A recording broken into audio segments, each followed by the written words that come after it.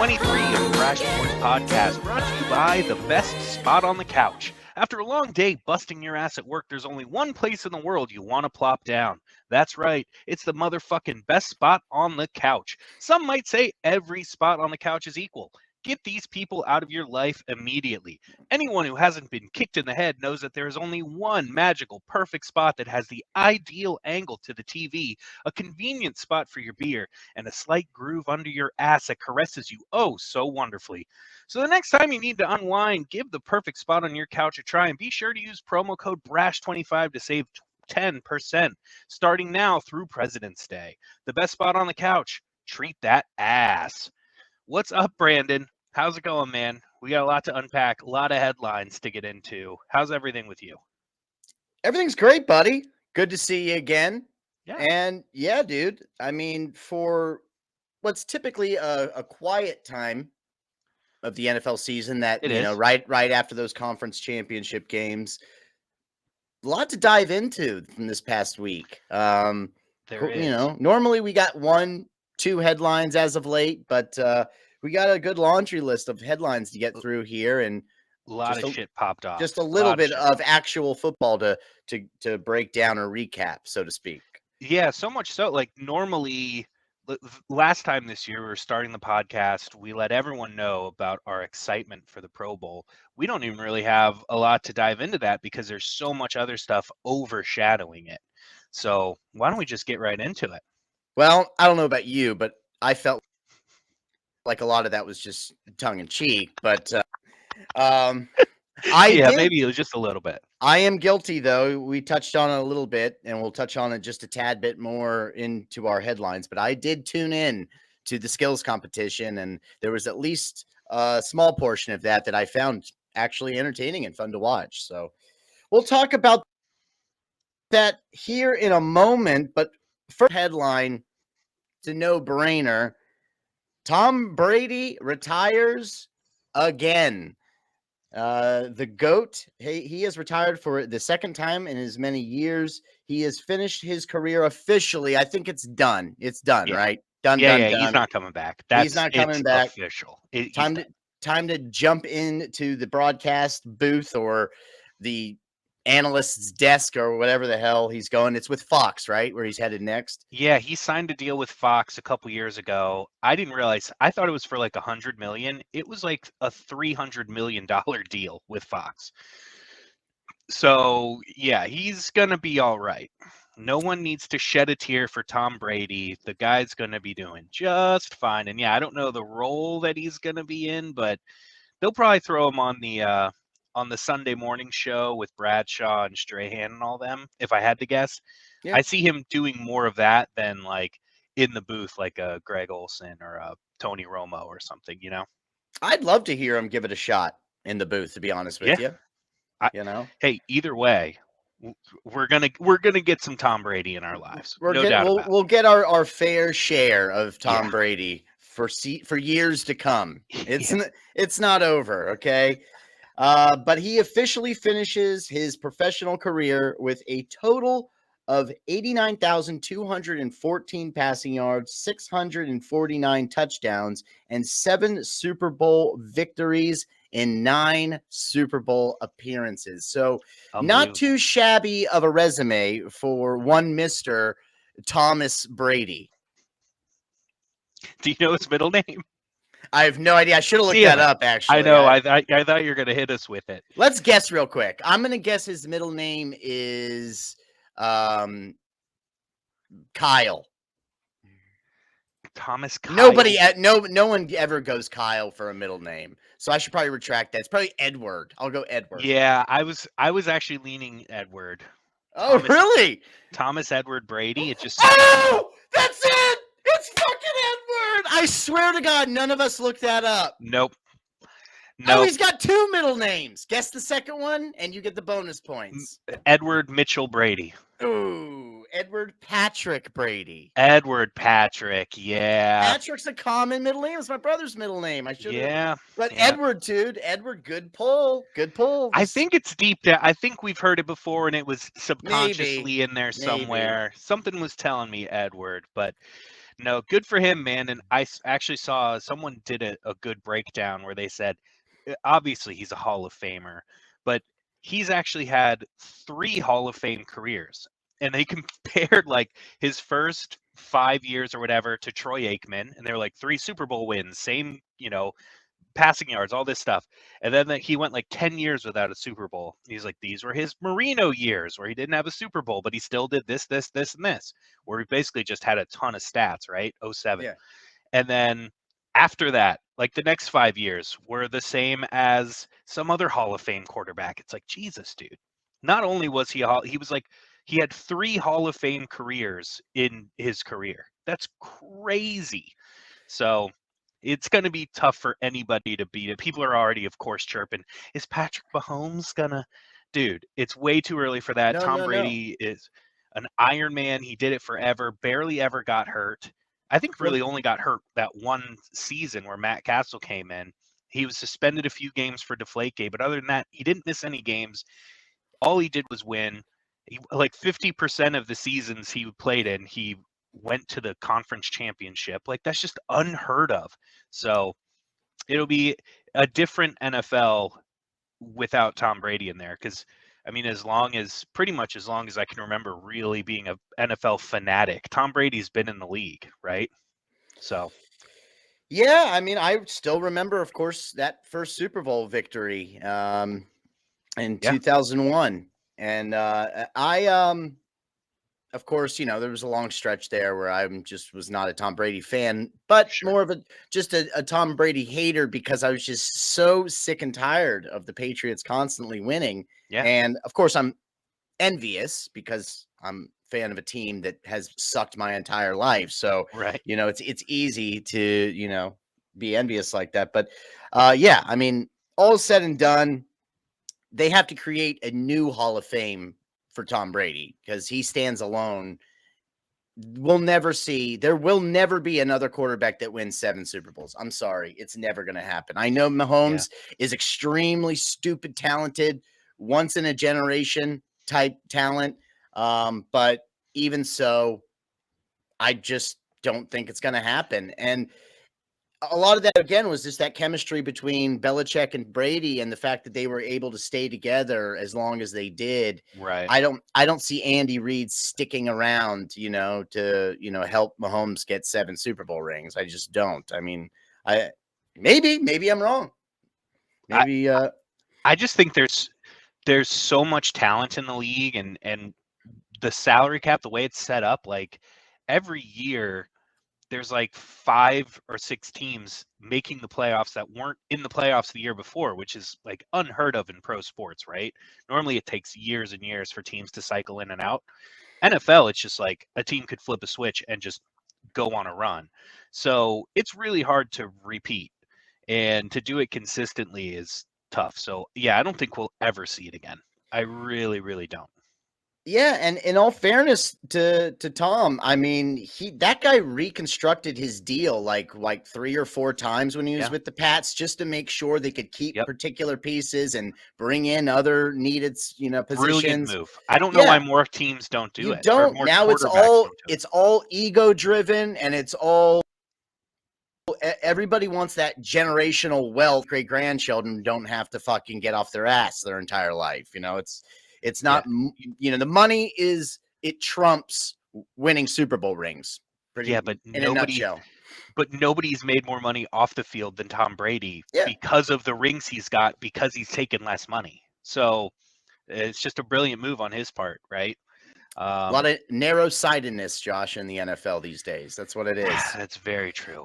Very true. Nobody's got the patience. That's why I hate that franchise tag where I'm like, dude, you're guaranteed to make a shit ton of money. Shit ton of money. Sign the tag, play another year. You'll get your fat contract. Don't worry about it. Yeah. Sean Payton, it's official. It's official. He has been traded to the Denver Broncos and is now their new head coach. The Broncos their first round pick in the upcoming draft, which is the number 29 pick overall, along with a 2024 second round pick. Peyton, of course, goes to the Broncos along with the Saints 2024 third round pick. So always interesting when you see a trade involving a head coach. Of course, Sean Payton dictated where he was going to go. It's not like Yep. he was blindsided by the New Orleans Saints management. Just traded his ass. Yeah. And he just recently, as of, I believe, yesterday, Friday, inked the 5-year deal with the Broncos to keep him in Denver until what, 2028. So the financial terms of that agreement have yet to be disclosed, but we can imagine he's probably Yeah. looking at about 20 to 25 mil per year. Yeah, I think that's what they were offering Harbaugh, and Sean Payton's going to get a big old bag. He is going to get a big old bag to go coach in Denver. So good for him. And I am so intrigued by this in terms of how it will play out, the chemistry between Sean Payton and Russell Wilson. Will he be able to get Russell Wilson back on track? Bring out that past glory he had when he was with the Seahawks. You and I talked a little bit about it when we first heard the news about Peyton going to Denver. You feel strongly that he could really turn that franchise around quickly and actually get Russell Wilson going in the right direction. I don't, man. I think, of course, it's a great move for Denver. The Broncos fans should be thrilled because as an organization, you won't see them fighting on the fucking sideline this next season. I can guarantee you that. And I do think the offense will improve, so you won't see them leading the league in 3 and outs and the defense just getting exhausted game after game. So there'll be a hell of a lot more competitive, but I think Russell Wilson's best days might be behind him, and I strongly believe Sean Payton will have a plan B should that be the case. So we I think you'd be crazy not to have a plan B after how bad Russ played last year, but I think that there's a lot of value in knowing whether or not Russ is the problem or not, because when you have a new head coach like Nathaniel Hackett, you don't really know. You're like, okay, Russ has proven himself in Seattle to be a top 10 quarterback, right? So now he comes to a new place with better weapons, arguably, maybe a worse offensive line, unfortunately, but really good weapons. So the question is like, was it Hackett? Was it Russ? Now we know, right? If Russ continues to suck, it will definitely be Russ. It's not going to be Sean Payton. Sean Payton was incredible with the Saints. He had winning seasons with Jameis Winston and Taysom Hill at quarterback. So if he can manage that, and they're losing, it's definitely on Russ. And I think you have to go in with some sort of backup plan. You have to draft a quarterback. You got to bring a veteran who can get it done to back him up. And if he starts sucking dicks like he did last year, you got to bring that dude in. Um, and yeah, figure out the contract on the back end, right? Cut ties, take a cap hit, whatever you got to do. But at least this way you'll know, right? Kind of like with Brian Dable and Daniel Jones, right? Like we didn't really know. We were all looking at Daniel Jones like he sucked, right? He was awful. And then you bring a guy in who helps him out and you go, okay, at least we know that it was actually the awful string of head coaches we hired and not this guy. And we'll know with Russ after a couple years with Sean Payton, or a couple games with Sean Payton. So I think it's a great move by Denver, getting that clarity and just bringing a guy in who knows how to build a culture and can get a team to the Super Bowl. And I think Denver's roster is good enough to make some waves in the AFC if they can get Russ back on track, which I think he will. This sucks because last year I was so all in on the Broncos, as we've talked about I so many know. times. I'm going back in on them. I'm going back in on the Broncos. I Wow. didn't learn my lesson. Big things to come. Big things to come. Well, I'm not getting that close to the Broncos I didn't bandwagon learn my just lesson. yet. I did not learn my lesson, B. Any I don't care. chance Denver is in play for Aaron Rodgers, should he be placed on No, the no? No? dude, Okay. those two contracts on the no, no, no, no. Okay. No, I mean, I'm saying they'd probably have to swap quarterbacks, and then, Denver would Oh, have to send them something else. But then again, they've already got rid of their first round pick. And yeah, I don't know how that would work. Yeah, that would be wild to ship Russ up to Green Bay and then Rodgers to. I don't hate that actually. I don't hate that. Man, yeah, interesting. I had never even interesting. Interesting. hadn't even crossed my mind. I'd love to see that actually. Honestly, I'd love to see. Just sorry, we're sidetracking Aaron Rodgers here, but if he were going to get traded, I would love to see him go to Vegas and be with Yeah. Devontae Adams Yeah, yeah, yeah, yeah. and the black and silver. That'd be sick. He gets fired literally like a couple days after our last recording. I mentioned, I'm like, wow, I'm surprised we haven't heard any Kellen Moore news about him getting the boot, because they're going to have to get rid of somebody. It's not going to be Dak. It's not going to be McCarthy. Right. Kellen Moore does get relieved of his duties as the Dallas Cowboys offensive coordinator. And then 2 days after, he accepted a deal at the same post with the LA Chargers. So he will be leading the Chargers offense after they have parted ways with Joe Lombardi. During the last 4 seasons with the Cowboys, Moore led the Cowboys offense rather, ranked in the top 4 in points per game, yards per game, and third down conversion percentage. So quite impressive. Again, somebody had to be seen as a scapegoat and be thrown under the bus. And in this case, Kellen Moore was the casualty. I think he'll succeed significantly with Chargers, and hats off to him. Get the fuck out of Dallas. Yeah. It's a mess there. Yeah, and if you're an offensive coordinator, you got to be licking your chops when you got a guy like Justin Herbert that you go get to coach. Oh Like, yeah. again, that roster is insane. There's no reason they should be, getting bounced by the Jags in the playoffs, game 1, and they did the same thing too. They fucking fired their OC as a scapegoat. So Kellen Moore getting fired as a scapegoat, going to a place where they just fired their OC as a scapegoat. But I think it's a perfect fit, and I think it'll really work out. That division is back to being really scary, really scary. So, yeah, I don't have much to say beyond that. We'll see how it works. Obviously, if he can do great things with Dak Prescott, which I think he did, getting a guy like Justin Herbert to coach, that's a game changer. They're going to be really dangerous. Yeah, in this case, I think the grass is certainly greener on the other side for Yeah, Kellen Moore, and yeah, this will be a significant upgrade from his time in Dallas. no doubt. I think the Chargers are gonna they're looking the what am I trying to say here? The potential is brighter for the Chargers right now than I think it is for the Cowboys moving forward, as long as they're moving forward with the same squad and the same coaching. Yeah.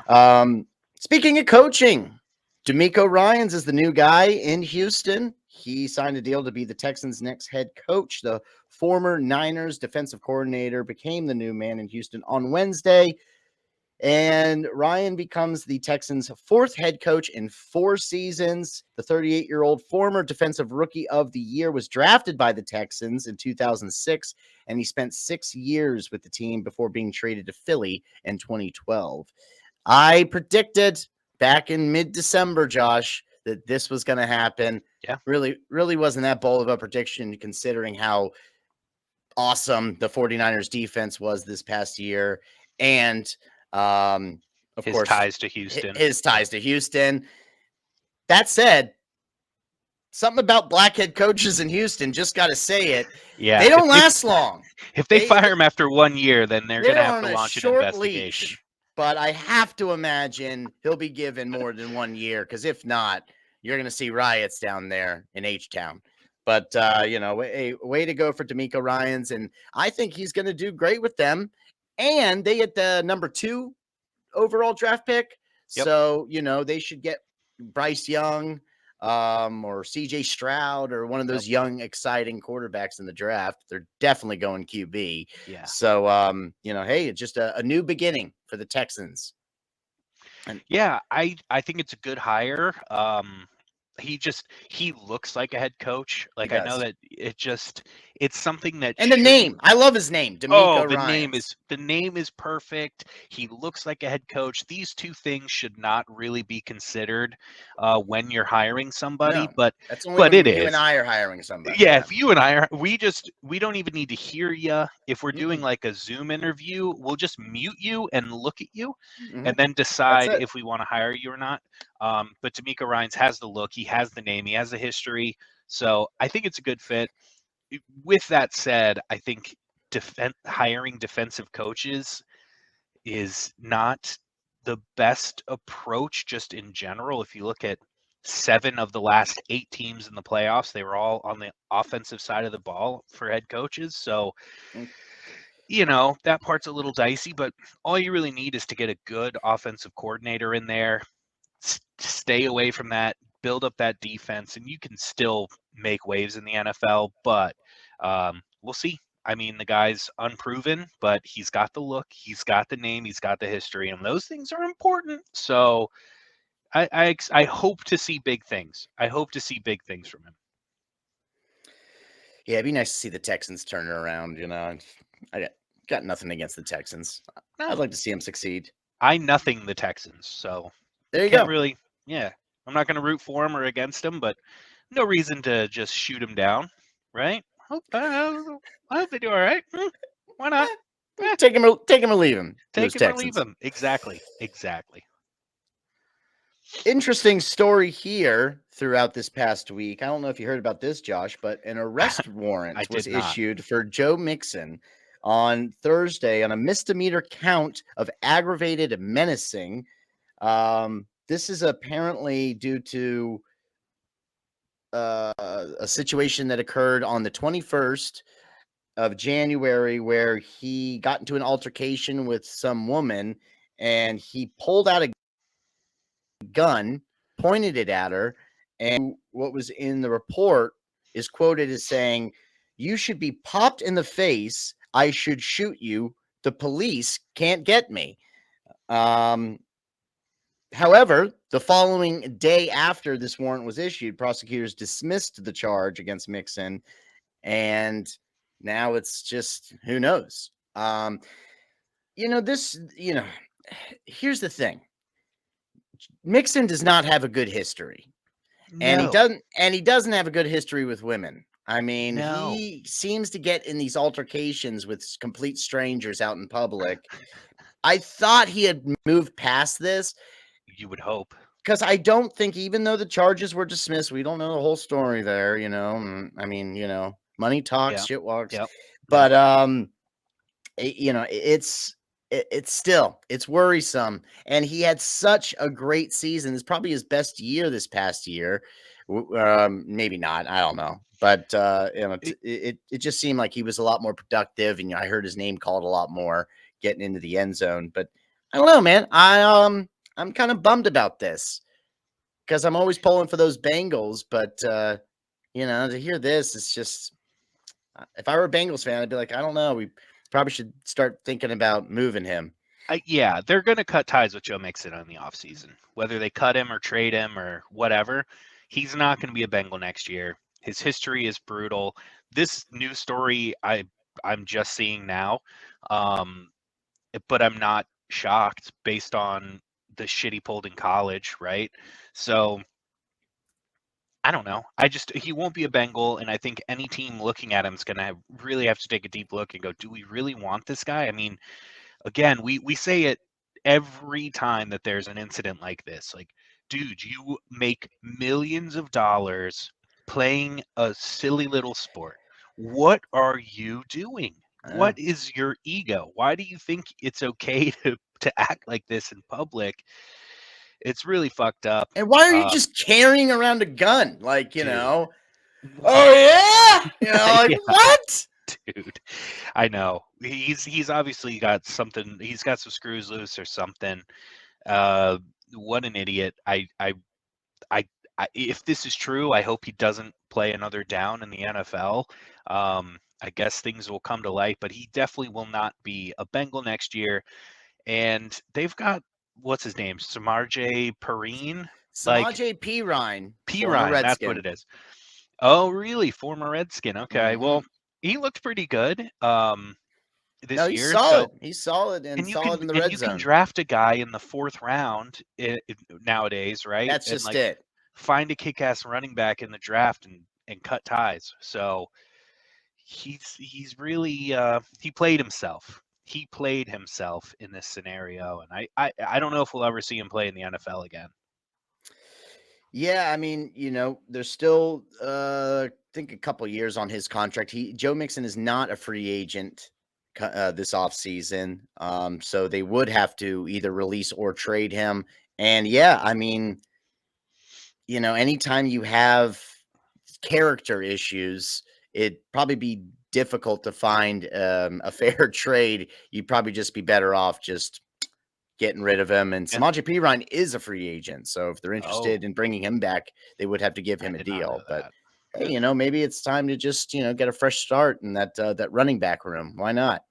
Why You not? know, get a flashy guy in the second round, like a fucking stud. Because now, like you said, second, third, fourth round, you can get those guys. Yeah. Oh, for sure. You don't see running backs going in the first round much anymore. I mean, Saquon, he's like the okay. last of the, Yeah, but he the was like a last. generational talent too. Like it's rare. Yeah. And even with Saquon, it's like, God, would it be worth it to sign him to a huge deal? Like you look back on Zeke's deal, and it's killing the Cowboys right now, right? So I don't know. We'll see. They're in negotiations as we speak, but I am really intrigued to see how that all plays out with the Giants, man, because they yeah. got Jones and Barkley they got to make a decision on. And Yep. I don't think they're going to keep both. I think one's going to go and one's going to stick Yeah, around. So I agree. we shall see. But another little story I wanted to touch on. Don't know if you heard about this either, Josh, but there was Probably some not. data released by the league. I didn't know this was a thing, but it's kind of cool that it is. They're, of course, required to. They wouldn't do this voluntarily, but they have to release information regarding injuries and concussions from the past regular season. There were 149 concussions suffered over 271 games this season, and that is an 18% spike over last season when there were 126 reported concussions. Now, maybe your concussions are just getting reported more. Right. There's a lot about to say about that. But it is also 14% higher than the 3-year average of 130 from 2018 to 2020. The NFL chief medical officer, Dr. Alan Sills, on Friday, he attributed this rise to a number of factors, including a protocol change that he said broadened and strengthened. God, the way they play with words, the Yeah. definition of a concussion. Oh, the definition of a concussion has changed. Oh, I see. Over the last couple of years, Yeah. It's funny and how that works. that's following a series of injuries suffered by. He singled out Miami Dolphins quarterback Tua Tagovailoa. How do you say his last name? Tagovailoa. Tagovailoa. I don't know. I can't say that. I can't say it. Wow. Tua. It is. Hot take. Brandon Tago cannot. Tagovailoa. Viola. Oh, Tagovailoa. you got to say Viola. Okay, it's Yeah. that A there. That A fucks me up. They got to get that A out of there. If it's Viola, then let's make it Viola. It might be Viloa, actually, now that I think about it. Now that I'm saying it back, I don't know. It's Tua. It's Tua. Let's It's just call it Tua. Tua. Fuck it. It's Tua. Anyway, yeah, this is interesting. I mean, they can only do so much, right? Like every year, it's new helmets, it's new rules, new everything, right? So it's not like the NFL wants concussions. I think that a lot of it has to do with how they're reporting them, and kind of like with this recession going on in the real world, not to get political, but it's like now we're changing the definition of recession to fit different narratives and all this shit, right? Like, who knows what's going on behind the scenes? Are they reporting them differently? Are they categorizing them differently? I don't fucking know. But they're doing all the right things to try and prevent them, and they don't want them. So as long as those things are taking place, right, the right measures are in place, then you can't really give them a hard time. Like, it's a violent sport. These athletes are signing up to play a violent sport. It's no secret, right? It's not like you show up in the NFL and like, whoa, whoa, whoa, I might get hit in the head. You know what I mean? No one was ever lied to. You know what you're doing. You're signing a deal to get paid millions of dollars, and you might get some head injuries. Take it or leave it, right? There's Oh yeah. tons of people that would kill to be in the NFL that aren't. So I don't know. I've said my piece. This is interesting though. I mean, Yeah. No, I at a mean, certain point, you got to look at it like, are are the are the helmets helping? Like, rugby players play with no helmets and barely ever get concussions. one I don't know. reason I thought this was an interesting topic of discussion is okay, yeah, not a surprise. 149 reported concussions this past season. Um, but that's a jump from 18% jump from last year. Okay. What if it jumps 18% every fucking season because these athletes are just getting bigger, faster, and stronger, but there's only so much you can do with the equipment that's supposed to protect them? I Yeah. mean, what number would we get to at some point in the future where and fuck football, I'm going to play another sport, you know? Um, Yeah, I don't know. or I guess, they'll just keep paying them more and more and more money, and then that'll keep them around. It doesn't matter how many players get CTE at the end of their careers. Yeah, I'm not sure, man. I mean, that's a question that goes way deeper than football, right? It's a moral dilemma by We like people. to dive deep here at Yeah, Brash yeah. Sports. This is not just a surface level podcast. We go Mm. deep. I don't know. I guess we'll find out, right? Give it a couple years. I'm sure it's discouraging some people. Like, there might be a kid out there who could be the next Tom Brady, whose parents are like, "No, you're not playing that sport. Your brain is going to be to a can of tomato soup. Like, we're not getting you into that." So Yeah. who knows? It could be it could have already the effects could already be in place, right? But there's no shortage of people signing up to play, and you're making millions of dollars. You know what you're getting into. I don't really know what else to say about it. Just you're rich, enjoy the life you have as long as you can remember it. That's the takeaway from there, As long as you're aware of what's going on before Yeah. you're drinking But applesauce out of a straw. by the way, I've scrambled my brain doing various activities, and I have very little to show for it. It's true. So, It's true. Same here. Yeah. I got so you. yeah, I don't really feel a ton of sympathy. Well, moving on. Moving on to a fun topic. Yeah, The there we Pro Bowl go. games, Josh. The Pro Bowl games kicked off Finally, on finally some Pro Bowl Thursday. talk. Oh man, I told you we'd get to it. You did not tune in for the skills competition. I did. I thought my idea of skills competition was a lot different than what it was. I should have known by the fact that they changed the name of it to the Pro Bowl games. There'd be some silliness involved. And there was certainly some silliness that had me lose interest, but it kicked off with the 1 minute accuracy drill for quarterbacks. And there were 6 NFL quarterbacks from the AFC and the NFC that took part in competing in this 1 minute accuracy drill. And the goal, of course, was to pick up as many points by hitting as many targets as possible. So it's really cool how they set this up because they have one that's one that's dangling on a drone. That's the one that's worth 5 points. They have 2 in the deep ends of the corners, the end zone, and then one that just kind of goes back and forth, in front of the on the goal line, and then they have a couple that drive on the sides. And again, all in good fun.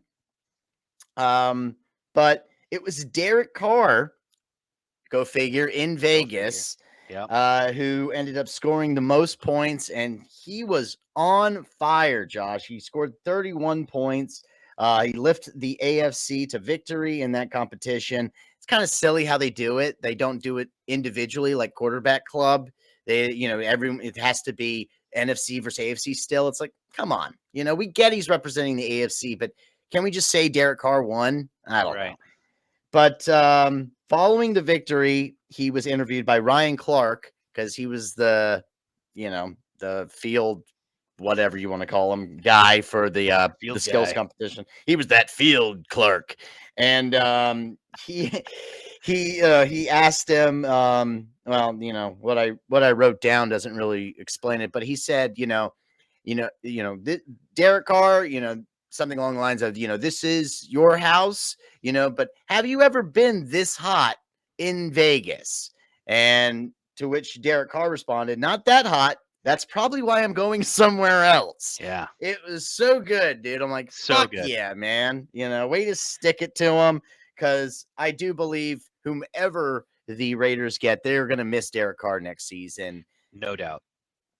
Can't read too much into this skills competition, obviously. Just because you're awesome at hitting a target, moving around on a drone doesn't make you a great NFL quarterback. But I don't know, man. I mean, I think it did say a lot about his accuracy. I mean, dude's fucking accurate. Yeah. And I wouldn't mind having him on the Skins, to be honest with you. No, if I were the Redskins, I'd be going after him hard. I think the Jets are going to go after him hard. I think the Dolphins are gonna go after him because Tua, whatever his last name is scrambled in the brain. So I think that he's going to have plenty of teams to choose from, and he does have a no trade clause in his contract, so he can turn down however many teams he wants before he finds a good fit, to the point where they could just end up cutting him, right? But yeah, I do think that there's some validity to these skill competitions. I didn't watch, unfortunately. I thought it was on Friday, even though we had talked. I know I fucked up. I was gonna watch it, and I woke up Friday morning and saw like all the headlines from it, and I was like, oh fuck, I thought that was tonight. But anyway, I digress. Derek Carr is going to be great for somebody. Vegas is so stupid for running him out of town. And yeah, I wish I had watched, because it's always, to me, the skills competitions are always interesting. But you said they kind of gamified it and made it a little childish. Well, yeah, I missed that. I almost texted you during the quarterback competition because I was so intrigued and entertained, and it was fun. It was just fun. And I was gonna text you and be like, you watching this shit? Because it was just different. But then it just took a complete fucking nosedive after that. The next thing they had was some silly thing where these players were lined up and they were tossing water balloons to each other. Summer camp. Oh my God. And then they played dodgeball. I mean, okay, that's fun, whatever. But the dodgeball was fucking hilarious because they had them just start playing dodgeball, and like they had refs, but the refs, I guess, had never played dodgeball or read up on the rules, so they didn't know what the fucking rules were. Like, they had to, when one guy caught one of them, they told him like, oh no, now you're out. So catching the ball, yeah, you're knocked out. And then another guy face, and they said he was out. But when you get nailed in the face or the head, it's supposed to be the other guy that gets kicked out or disqualified or whatever the fuck. But yeah, that was a hot mess. Really, like I said, it just took a complete nosedive. It was really intriguing with the skills competition, because again, skills competition is fun. When you see these guys, like fastest man competition, or what I mentioned to you before the recording with the receivers, and how they do the quick fire catches they used to do back in the day. I love shit like that. But I guess part of it is same with the flag football. They're just trying to get completely away from any potential of the smallest injury to these guys when they're supposed to be going out there to have fun. Right. But technically, they could have fucking woke up that morning and stubbed their toe on the fucking couch, and broken a toe. So, I mean, come on. These guys are some of the best athletes in the world. let him go out there and, run around a little bit. And, they're not going to get hit. I just think if you and I were drawing up these Pro Bowl games, we would have done a much better job than the entire Well, spectacle they tried to give us. well, we made that pitch last year on the podcast, and Yep, we did say do a flag football game, and now they're we did. doing it. We did. So maybe they'll listen to us this time. Hey, let us get out there. We can design amazing games for these guys. And we got to bring back the deep ball throw. That was always my favorite as a kid, Yes, watching yes. Brett Favre and Drew Bledsoe and like Steve Young throw it as far as they could. That was like always my favorite. So I don't know. I'm not as hyped. I'm not as hyped on the Pro Bowl this this time around. I'm gonna watch today or tomorrow for the Yeah. flag football. But Tomorrow, 3 o'clock Eastern time is when the flag football game is supposed to kick off. They did say on Thursday, I'm not making this shit up. I can't find it now for some fucking reason, but they said the skills competition will continue on Sunday. But now all I can find is 3 o'clock, but that's the flag football game. So I don't know. The flag football game could end up being, because it's the first ever flag football game with all NFL players, yeah. on national TV. So it'll either be, I think, really fucking entertaining and fun to watch, or a disaster. It's going to be, there's no middle ground. It's If the going to be refs can't fun or terrible. if they can't get dodgeball right, I'm That's very true. nervous about flag football, but we'll see. That is true. All right. And the last headline, just diving a little bit into the NBA world, is, of course, with our favorite, not really, Kyrie Irving, of course. The Brooklyn Nets star has issued a trade request on Thursday, 1 week before the NBA trade deadline. Of course, typical Kyrie. Become a free agent this summer. And apparently, the Lakers and the Suns, they've already expressed interest. I do think a Russell Westbrook swap Yep. would make the Yep. most sense. Um, and the Mavericks are expected to,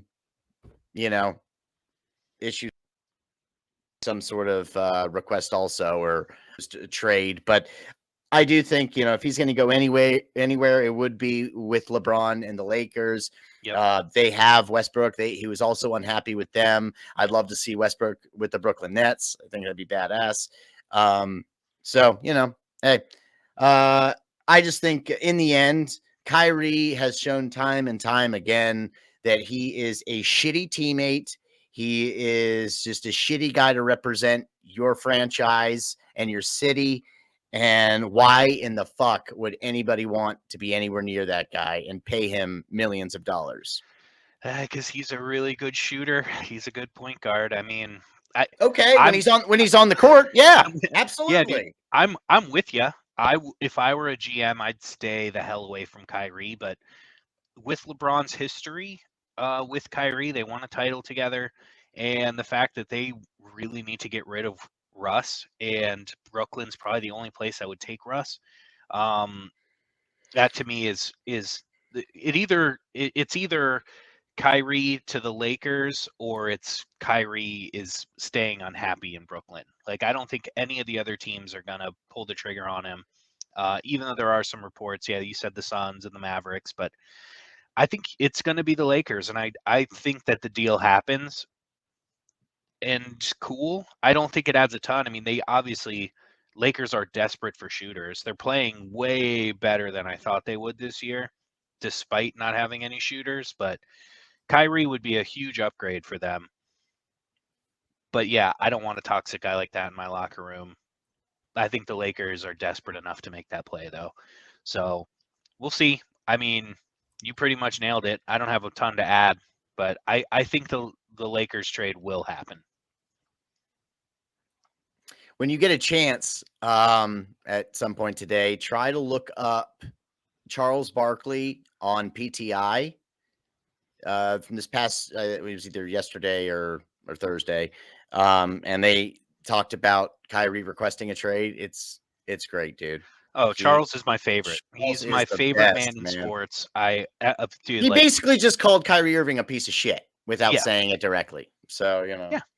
Dude, Charles calls it as it is, man. I love that guy. He's my favorite dude in sports. Love Charles. he's not afraid to speak the truth. No, we're just speak his mind. Sometimes Yeah. it's true, sometimes it's not, but either way, he's gonna say it. Yeah, it's There his is zero opinion. filter on that man. Take it or leave it. Right. Take it or leave it. And without further ado, let's bring in Charles Barkley, who is our special. Oh, wait, what's that? Oh, He bailed? he bailed. He bailed. Apparently, Damn it. we took too long on our headlines, so we'll just bring it to you, Josh. We'll get you going on our conference championship recaps.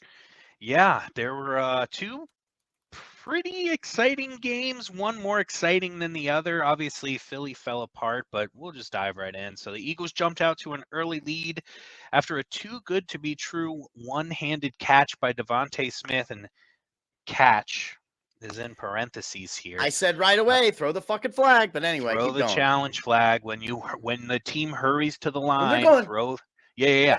that means throw the fucking flag. They're like Yeah. like this or whatever the signals are. Come Yeah, on, yeah. Shanahan, you got to challenge that. He was doing this. He was doing this. Like, oh shit! Oh no, he's Still doing the alive. thing. He's doing the thing that we did in elementary school. That means hurry up. Anyway, Kyle Shanahan did not challenge it. It was clearly a drop. I mean, it was a hell of an effort, but clearly a drop. So that led to the Eagles' first touchdown. Brock Purdy then had to leave the game 6 plays in, Dude. with an elbow injury that ended up being a fumble and giving the Eagles great field position. Veteran journeyman Josh Johnson took over until he was sidelined with a concussion early in the third quarter. In that time, Eagles took a 21-7 lead. Into halftime, they didn't look back. All 4 Eagles touchdowns came on the ground. Miles Sanders led the way with 2. Jalen Hurts and Boston Scott ran in the others. Philly's defense held the banged-up 49ers to 164 total yards of offense. Not exactly hard to do when the 49ers are out of options at quarterback, snap into the ball to guys like Christian McCaffrey. But the Eagles got the job done, and they will face the Chiefs in the Super Bowl.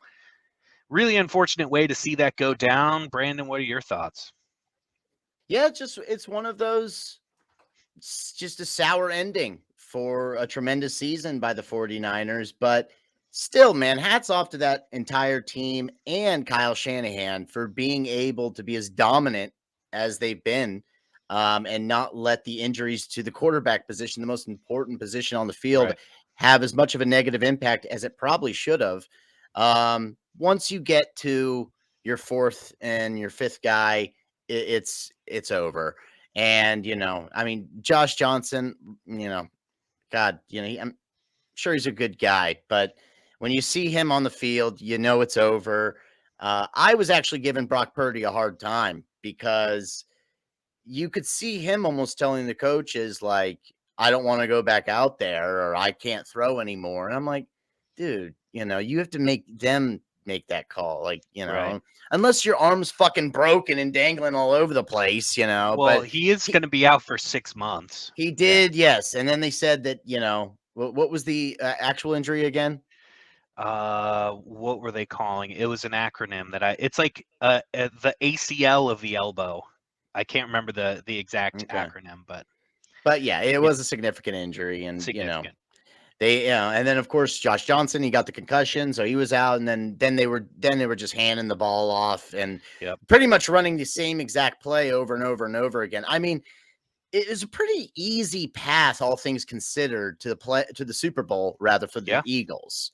No doubt. So they'll, they're not going to dominate the Chiefs like they have the Giants and the 49ers. Okay. They're going to get tested. And as much as it pains me to say, these are the top 2 best teams in the league facing each other in the Super Bowl this year. Yeah, we did. We got the best 2 teams. I totally agree. But save it for next week.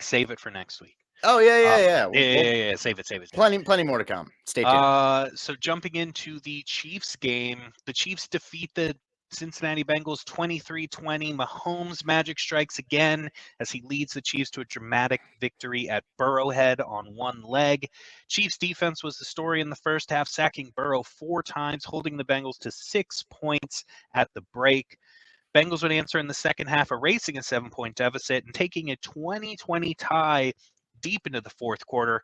It was there that after a 29-yard punt return, Mahomes would lead his team into field goal range, helped by a boneheaded penalty on Joseph Asai. Harrison Butker nailed a 45-yard field goal to keep the Chiefs alive and send the Bengals packing.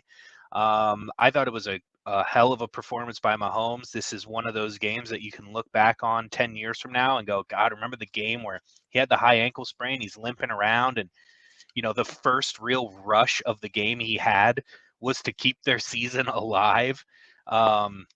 Just a really great game. And I got to go. Amy's dropping Eva off right now. Oh, shit. So bummer. All right. I'll come back on and we'll just edit it to get your reaction. I mean, we can just call it, dude. It's all good. I mean, Sure. we got through everything, and yeah, all right, cool, Milt. I'm sorry we got started so late, but It's all good. you know, she's early, so. All right, buddy. Well, I guess I'll catch up with you later. All right. See you, All man. right, later, man. Bye.